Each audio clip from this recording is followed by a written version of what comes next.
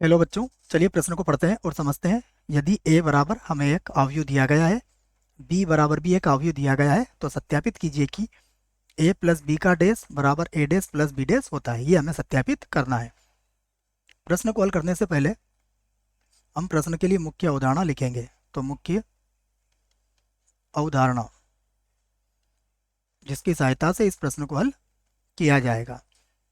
मुख्य अवधारणा में हम इस बात को लिखेंगे कि अगर हमें कोई अवयव दिया जाता है a का परिवर्त, a का परिवर्त a डैश, a डैश ए की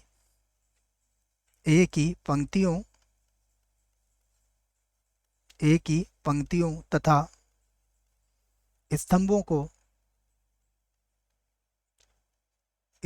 को परस्पर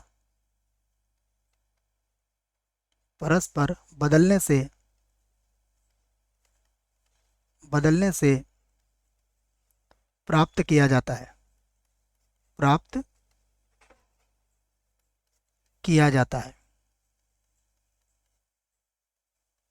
ये बात आप याद रख सकते हैं कि यदि पंक्तियों को स्तंभ और स्तंभ को पंक्ति बना दिया जाए तो वह उसका परिवर्त या फिर जैसे हम ए डैश से व्यक्त करते हैं, ये होता है। अब यहाँ पर हम बात करेंगे सबसे पहले जो हमें दिया गया है, यहाँ से हल कर लेते हैं। मैं ए लिख लेता हूँ यहाँ पर। ए बराबर दिया है -1 2 3, उसके बाद 5 7 9, उसके बाद है -2 1 1, यह हमें ए दिया है, कॉमा यहाँ पर हम बी लिख लेते हैं। बी हमें दिया है -4 1 -5, उसके बाद 1 2 0, उसके बाद 1 3 और 1। हम क्या करते हैं, सबसे पहले इनमें जोड़ लेते हैं। तो a प्लस बी हम यहाँ पर प्राप्त करेंगे। जोड़ेंगे कैसे, देखो -1 और -4 जो होगा संगत अवयव जुड़ते हैं इसमें, तो ये हो जाएगा -5 2 और 1, ये हो जाएगा 3 3 और 5, ये तो -2 हो जाएगा। 5 और 1 6 हो जाएगा। 7 और 2 हो जाएगा 9, फिर से आ जाएगा 9, यहाँ -1 हो जाएगा। 3 और 1 4 हो जाएगा। 1 और 1 2 हो जाएगा। अब हम इसका परिवर्त ज्ञात कर सकते हैं, तो मैं a प्लस बी का परिवर्त ज्ञात कर लेता हूँ। तो a प्लस बी का परिवर्त, और परिवर्त कैसे ज्ञात करते हैं, पंक्ति को स्तंभ बनाना है आपको। तो -5 3 -2, -5 3 -2 हो जाएगा। फिर 6 9 9, तो ये हो जाएगा 6 9 9, ठीक है ना। जो पंक्ति थी उसको मैं स्तंभ लिख रहा हूँ।